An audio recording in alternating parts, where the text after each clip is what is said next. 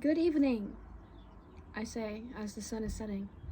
Today we're going to read Ephesians 3. Ephesians Chapter 3.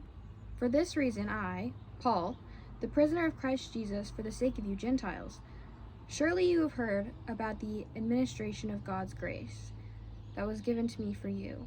That is, the mystery made known to me by revelation, as I have already written briefly.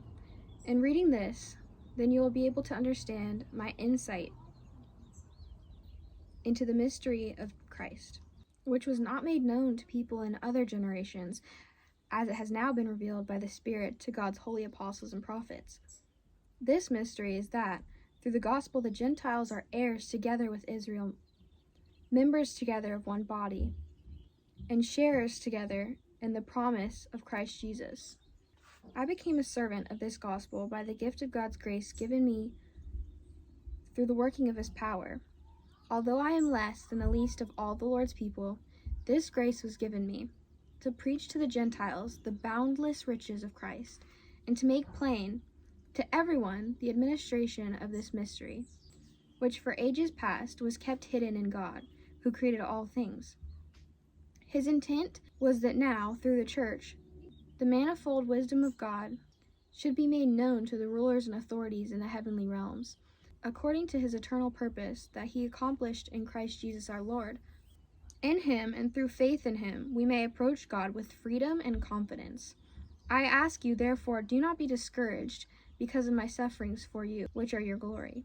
For this reason, I kneel before the Father, from whom every family in heaven and on earth derives its name. I pray that out of his glorious riches, he may strengthen you with power through his Spirit in your inner being, so that Christ may dwell in your hearts through faith.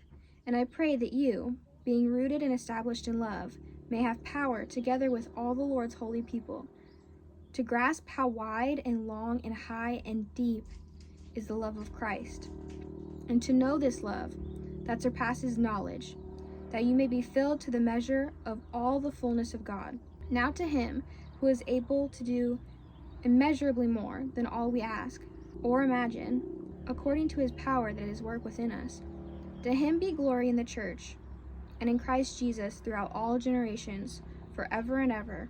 Amen. Okay, we're going to look back at Ephesians 3:12, where it says, in him and through faith in him, we may approach God with freedom and confidence. It's seriously important to read your Bible because you can go directly to God through Jesus. Before things got chaotic on my end, I was trying to say you can go directly to God. You don't need some priest or some saint to pray on your behalf. It is a direct relationship with God through Jesus Christ. You don't need all that extra. So wherever you are, whatever you're doing, whatever situation you're in, you can call out to him and he'll hear you. Anyway, thanks for watching this video. I love you. Jesus loves you. Bye.